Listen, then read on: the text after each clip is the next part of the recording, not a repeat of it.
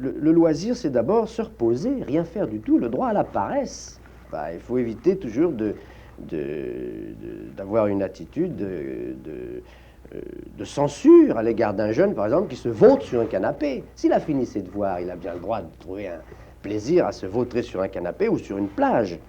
Donc c'est d'abord le droit à se libérer de la fatigue. Hein. Fatigue physique, fatigue nerveuse, qui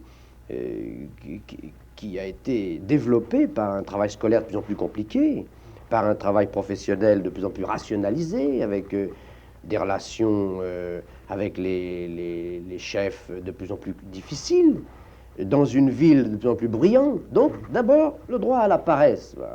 Ensuite, c'est le droit à s'amuser.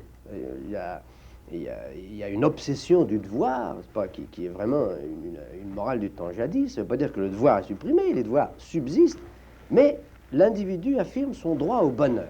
Pas du tout comme un temps qui reste après avoir exercé ses obligations, mais une valeur en soi, parce que la personne s'est valorisée dans le temps de loisir. Ce qui est évident, c'est que depuis un siècle, le travail a beaucoup changé. Chacun le sent bien, on n'a qu'à penser à la manière dont travaillaient nos grands-pères ou nos arrière-grands-pères par rapport à la manière dont nous travaillons. La journée de travail s'est bien raccourcie, mais c'est pas tellement cela. Par exemple, un ouvrier de l'industrie dans les villes travaillait dans des conditions d'insécurité, avec un salaire bas, non seulement pendant 75 heures, mais sans sécurité sociale. Son enfant est obligé de travailler aussi, parce que la famille n'avait pas assez d'argent. Tout cela, on l'oublie. Aujourd'hui, en gros, la semaine de travail est de l'ordre de 40 heures, un peu plus, un peu moins. Un grand temps est donc libéré par rapport à cette période-là, mais surtout, le temps libre est valorisé. C'est devenu une valeur. Et une valeur qui nous oblige à réfléchir ce que deviennent les autres valeurs. Par exemple, la valeur du travail, la valeur de la politique, la valeur de la famille. Voilà. Le temps de loisir, c'est le temps où, après le travail professionnel, ou après le travail scolaire, ou le travail domestique, l'individu a le maximum de choix possible associé au minimum de contraintes. Alors, quand on parle de loisirs à des éducateurs sérieux, dont la philosophie date de plusieurs générations, ils ont tendance à assimiler loisir et futilité. C'est tout le contraire qui est vrai. C'est que ce temps-là est un temps où l'enjeu pour les choix de l'individu, pour son système de valeurs, est particulièrement important à cause de ce double caractère. Le maximum de choix avec le minimum de contraintes sociales.